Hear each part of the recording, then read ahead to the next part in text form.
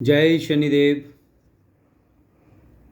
जीविका सेवा संस्थान से मैं ज्योतिष एवं आध्यात्मिक गुरु आप सबका स्वागत करता हूं, अभिनंदन करता हूं। आप सारे लोग हमारे संस्थान से जुड़े हुए हैं, हमसे जुड़े हुए हैं, और जो लोग नहीं जुड़े हुए हैं वो लोग भी जुड़िए। ज्ञानवर्धक जितनी भी चीज़ें हैं, जितनी भी बातें हैं, आप उनको प्राप्त करें। अपने जीवन में एक सही मार्गदर्शन, अपने जीवन का सही मूल्यांकन और उसका सटीक विश्लेषण करा के अपने जीवन की दशा और दिशा बदल सकते हैं, अपने जीवन को सफल बना सकते हैं, बहुमूल्य बना सकते हैं। आइए, जीविका सेवा संस्थान के उद्देश्य, जीविका सेवा संस्थान के कार्यक्रम, इसके जीविका सेवा संस्थान की स्थापना के पीछे क्या उद्देश्य रहा है। जीविका सेवा संस्थान आप सभी लोगों के लिए समर्पित है, हर जीव की जीविका के लिए समर्पित है। आपके जीवन का एक सही मूल्यांकन, सटीक विश्लेषण और सही मार्गदर्शन आपके जीवन की दशा और दिशा बदलकर उसे बहुमूल्य, सार्थक और सफल बना सकता है। इसी उद्देश्य के साथ हम अपना कार्यक्रम करते हुए आगे बढ़ रहे हैं, आप सभी लोगों के लिए समर्पित हैं। आज हम जिस विषय पर बात कर रहे हैं वह महिलाओं से संबंधित है। हर घर के लिए बहुत ज़रूरी है, हर गृहस्थी के लिए ज़रूरी है। जिन चीज़ों पे हम ध्यान नहीं देते हैं, बहुत छोटी छोटी सी चीज़ें हैं जिन पे हम ध्यान नहीं देते हैं, हमें ध्यान देना चाहिए। महिलाएं क्या ना करें, ये भूल कर भी ना करें ये काम, अन्यथा उनका घर बर्बाद हो जाएगा, घर में अशांति आ जाएगी, समृद्धि चली जाएगी और दुखों के भंडार बढ़ जाएंगे, घर में बीमारियां आएंगी, कलह कलेश बढ़ जाएगा। स्त्रियों को 4 रूपों में देखा गया है। माता हैं, बहन हैं, पत्नी हैं, बेटी हैं, लेकिन सभी के साथ अपने अपने रिश्ते अलग अलग रूप में निभाए जाते हैं। आज हम जिस विषय पर बात कर रहे हैं वो सभी महिलाओं से संबंधित है। हमारी कोई भी माताएं, बहनें, बेटियां और जितनी भी स्त्रियां हैं वो कृपया इन सारी चीज़ों से नाराज़ ना हो, उनको समझने का प्रयास करें। मेरा आप लोगों तक इस विषय को पहुंचाना इसलिए ज़रूरी है कि मैंने बहुत सारी चीज़ों को देखा है, लोगों को घरों में देखा है, कलेश देखी है, घर में अशांति देखी है, असमृद्धि देखी है।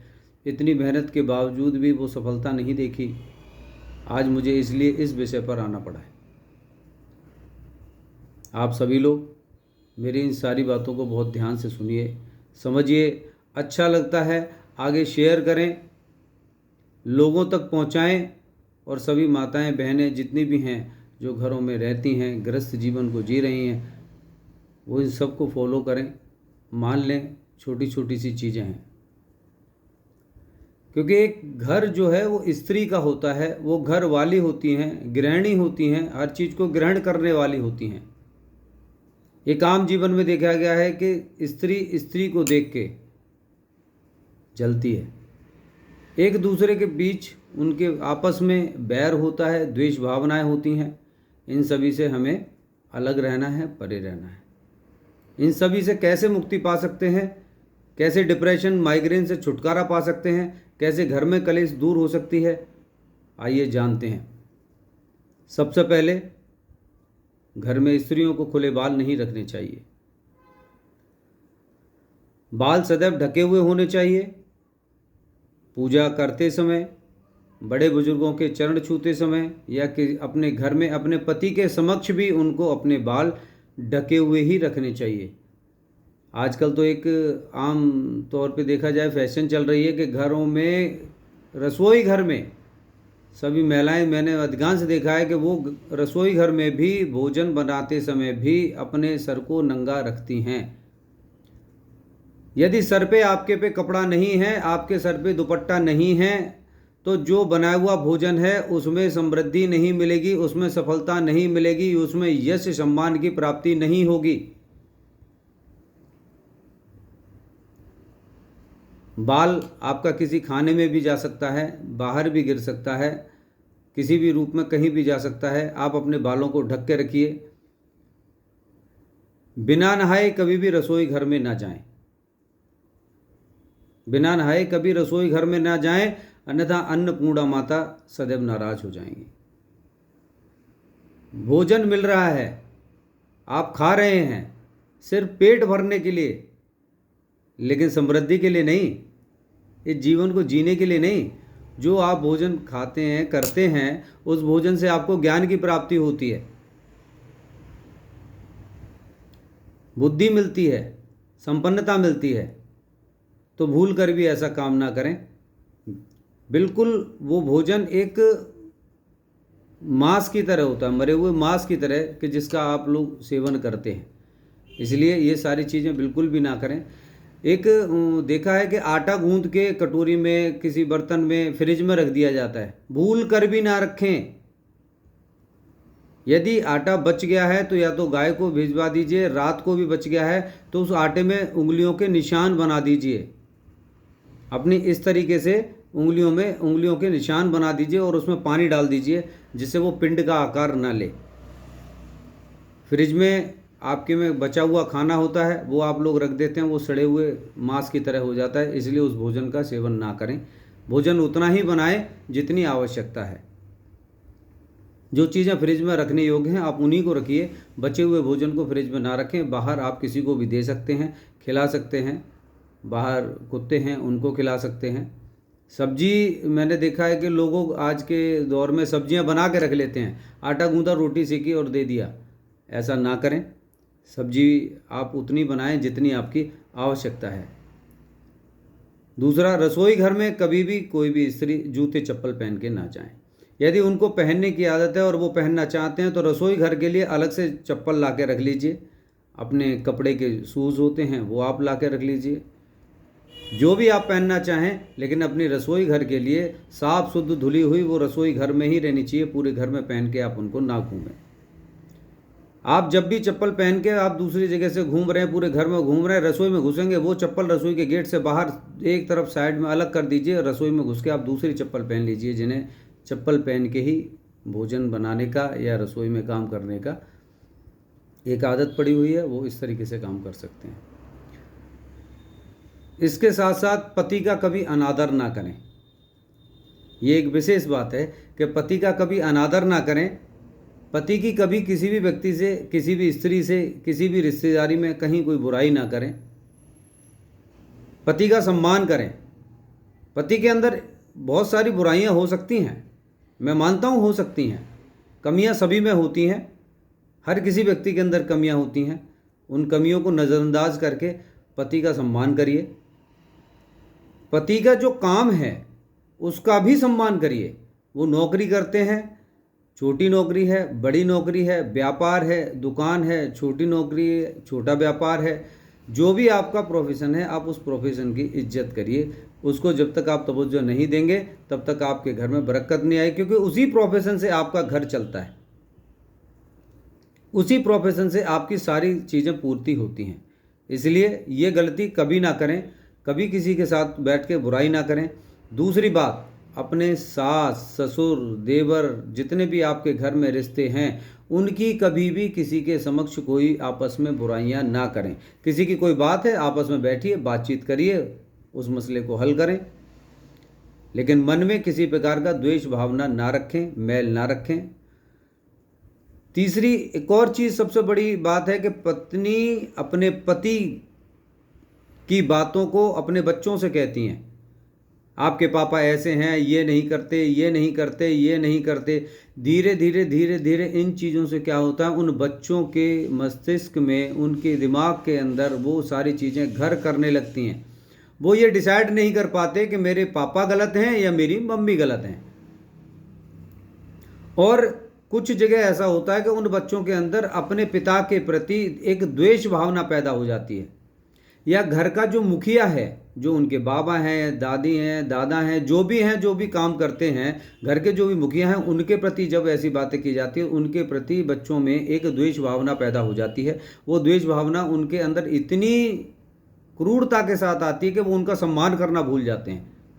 और ये सम्मान धीरे धीरे एक स्त्री को लगता है कि हम उनके फेवर में करा रहे हैं और बच्चे हमारे फेवर में। एक आने वाले समय में जिस व्यक्ति के लिए भी आप ये बात करें, चाहे वो आपके पति हों, चाहे आपके ससुर हों, चाहे घर के मुखिया हों, कोई भी हों, उनके प्रति तो बच्चों के मन में द्वेष भावना आती है ही, साथ साथ थोड़े समय के बाद वो बच्चे आपके भी नहीं रहते जिन्हें आपने इतने लंबे समय तक सिखाया है, वो भी नहीं होती। सदैव अपने काम की सराहना करनी है, अपने पति की सराहना करनी है, घर के मुखिया की सराहना करनी है। बच्चों के समक्ष कभी किसी भी बात को आने नहीं देना। यदि आपस में कोई भी बात है, पति की कोई कमी भी है, तो आप दोनों लोग आपस में बात करें, बच्चों के समक्ष इस चीज़ को कभी ना आने दें। घर में आने वाली चीज़ों में प्रसन्नता रखिए। घर में आपके में जितनी भी चीज़ें आती हैं उन सब को देख के आप प्रसन्न हो जाएं। उस स्त्री का पहला कर्म है, पहला धर्म है कि उन सारी चीज़ों को देख के प्रसन्न हो कि प्रभु मेरे घर में और भेजो, मैं बड़ी संतुष्ट हूँ, बहुत प्रसन्न हूँ। आपके घर की एक एक चीज़ आपको प्रसन्न करेगी, लेकिन आप जब प्रसन्न हो जाएंगे। रसोई घर में आने वाली हर चीज़ से आप खुश होना चाहिए, आपको प्रसन्न होना चाहिए। आपके घर में एक एक चीज़, जो भी चीज़ आ रही है, वो सब प्रसन्नता करने वाली हैं, उन पे प्रसन्न होइए। रसोई घर में कभी भी आपके जो राशन के डिब्बे हैं, हल्दी है, मिर्च है, मसाले हैं, चीनी है, पत्ती है, जितने भी आपके रसोई घर में जो डिब्बे हैं, वो कभी खाली नहीं रहने चाहिए। खाली होने से पहले बता दीजिए। यदि किसी व्यक्ति की कोई मजबूरी है, नहीं ला पाते हैं, तब भी मन में इस प्रकार के भाव पैदा ना करें, शायद थोड़ा सा पहले उन सारी चीज़ों का अरेंजमेंट कर सकते हैं। और यदि डिब्बे खाली हो रहे हैं और पैसा भी नहीं है, तब भी वो स्त्री माँ अन्नपूर्णा से प्रार्थना करें। रसोई घर में खड़े होकर अपने पितृ देवों से प्रार्थना करें, इष्ट देवों से प्रार्थना करें, माँ अन्नपूर्णा से प्रार्थना करें कि माँ ये सारी रसोई खाली पड़ी हुई है, हे मेरे पितृ देवों, इस घर के देवी देवताओं, ये रसोई के डिब्बे खाली पड़े हुए हैं, मुझ पे कृपा करें, मैं आपको नमन करती हूँ, प्रणाम करती हूँ। आपके घर के रसोई के डिब्बे अपने आप भरते चले जाएंगे। आप करके देखिएगा। थोड़े दिन जब आप करेंगे तब आपको ये पता चलेगा कि हाँ, ये बिल्कुल सत्य है। झूठे बर्तन कभी भी ना छोड़ें। झूठे बर्तन हुए, कपड़े हुए। आजकल क्या होता है, वॉशिंग मशीन में कपड़े धुल रहे हैं, उन्होंने पति से कह दिया अरे जरा ये कपड़े डाल देना, पति ने लिए वो कपड़े डाल दिए। अपने पति से कभी भी कपड़े ना डलवाएं, ना उठवाएं। झूठे बर्तन उन्होंने खाया, अरे आप जा रहे हो, जरा ये बर्तन भी रखे आना। बच्चे बैठे, उन्होंने कहा पापा ये हमारे भी बर्तन रखे आना, ये लो पापा एक गिलास और ले जाओ। ऐसा न बच्चे करें, न वो पत्नी करें। उन गृहिणियों को ध्यान रखने की आवश्यकता है कि अपने कपड़े धुले हुए, किसी के भी कपड़े हों, और कपड़े हुए, बर्तन हुए, इन सारी चीज़ों को अपने पति से ना उठवाएं। पूरे घर में चप्पल नहीं होनी चाहिए, घर में चप्पलें एक साइड में होनी चाहिए। ऐसा बिल्कुल ना करें कि आप चप्पल पहन के पूरे घर में घूमते हैं। बाथरूम की चप्पल अलग होनी चाहिए। स्त्रियों में एक खास चीज़ देखी गई है कि वो टॉयलेट बाथरूम जाती हैं, उन्होंने हाथ धोया और उसके बाद वो चले आए। खास तौर से ये चीज़ सबके लिए है, लेकिन खास तौर से महिलाएं इस बात का विशेष ध्यान रखें कि अपने हाथ धो के, कुल्ला करके और अपने पैर धो के आएँ, क्योंकि देवियों आप इस घर की लक्ष्मी हैं। आप जिस परिवार को चला रही हैं, आप उस घर की लक्ष्मी हैं, आप ही उनके लिए सब कुछ हैं, इसलिए विशेष ध्यान दें। दूसरी बात, कोई भी स्त्री अपने घर में बिना बिंदी के ना रहें। बिंदी, माथे पे जो बिंदी लगाई जाती है वो समृद्धि का सूचक है, वो यश की सूचक है, घर में प्रसन्नता का सूचक है।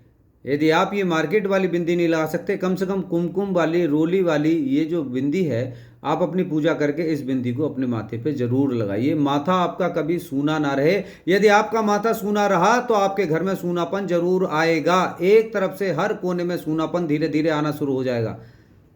आपके बच्चों में, आपके मन के अंदर, आपके पति के मन के अंदर मायूसी छाना शुरू हो जाएगी।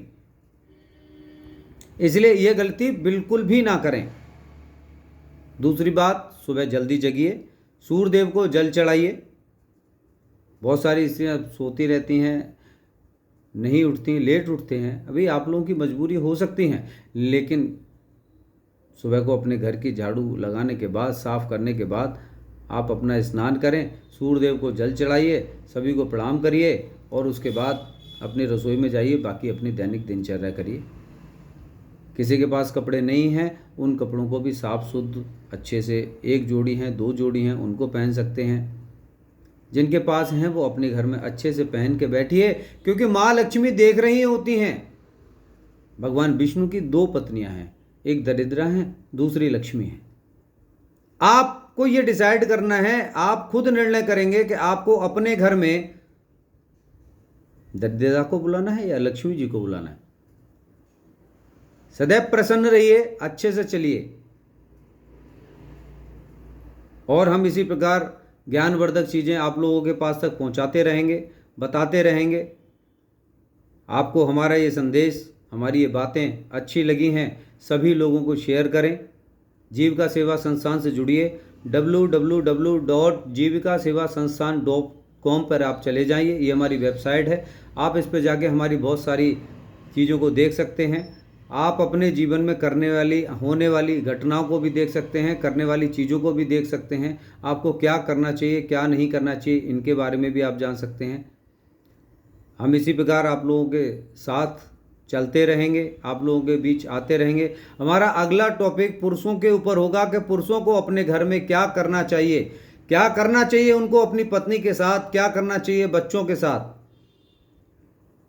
ये सभी पत्नियां जितनी भी हैं, जितने भी घर में जो भी स्त्रियां हैं, उनका सबका धर्म भी बनता है कि हमारे अगले जो वीडियो हमारा आने वाला है, जो हमारी आगे का जो एपिसोड है, उसमें आप लोग देखेंगे और अपने पति को ये चीज़ें ज़रूर बताएं, ज़रूर समझाएं। लेकिन इससे पहले जो आज की जो बातें हैं, इन्हें अपने जीवन में ज़रूर उतार लीजिए।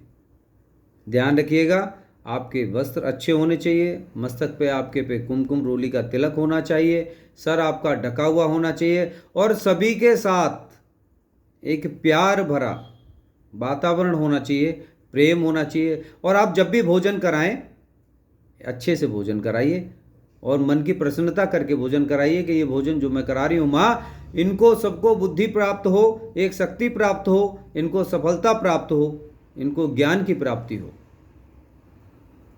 इसी प्रकार हम आते रहेंगे और आप लोगों के ऐसे बहुत सारे जो लोगों के प्रश्न हैं वो हमारे संस्थान में आ सकते हैं, संस्थान से जुड़ सकते हैं।